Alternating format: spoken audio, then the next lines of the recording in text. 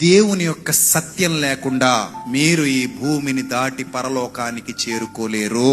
సత్యము మిమ్మల్ని స్వతంత్రులనుగా చేయి. శరీరాలు ఎలా ఉన్నాయో కాదు, హృదయాలు ఎలా ఉన్నాయో చెక్ చేసుకోండి. ఒకవేళ నీ హృదయం దేవుని ఎదుటి సరి అయినదిగా లేదా, సత్యంతో శుద్ధి చేసుకో, వాక్యంతో కడుక్కో. ఇలాంటి సత్యవాక్యం చెప్పే వాళ్ళ దగ్గర కూర్చో. వాళ్ళు నిన్ను గాయాలు చేసైనా బాగు చేస్తారు. వాళ్ళు నిన్ను ఖండించి గద్దించి బుద్ధి చెప్పైనా బాగు చేస్తారు. ఎక్కడ సత్యవాక్యం ప్రవహిస్తుందో అక్కడ ప్రతి విధమైన కల్మషం తొలగిపోతుంది, ప్రతి విధమైన చీకటి తొలగిపోతుంది, ప్రతి విధమైన దురాత్మ శక్తి తొలగిపోతుంది. దేవుని యొక్క వెలుగు అక్కడ ఉదయిస్తుంది. ఆ హృదయం స్వచ్ఛమైనదిగా మారుతుంది. యోబు అలా మారిన వారే, ఏలియా అలా మారిన వారే, సమూయేలు అలా మారిన వారే, మోషే, పౌలు, పేతురు, యోహాను, రూతు, ఎస్తేరు, మీరు ఎంతమంది భక్తుల గురించి అయితే చదువుకుంటున్నారో వాళ్ళందరూ మనలాంటి స్వభావం గలవారే. వాళ్ళు అలా మార్పు చెందిన వారే. ఒక్కసారి ఆలోచించండి.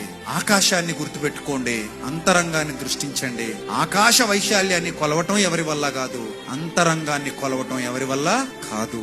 ఆకాశపు అంచులు ఎక్కడున్నాయో ఎవరికి తెలియదు. నీ అంతరంగంలో జీవాత్మ ఎంత శక్తివంతమైందో కూడా ఎవరికి తెలీదు. మనం వెళ్ళబోయే లోకం ఎంత గొప్పదో ఊహించండి. అవి మన కంటికి కనబడవు, చెవికి వినబడవు, మనుష్య హృదయానికి గోచరం కావు. అలాంటి వాటిని దేవుడు మన కోసం దాచించాడు.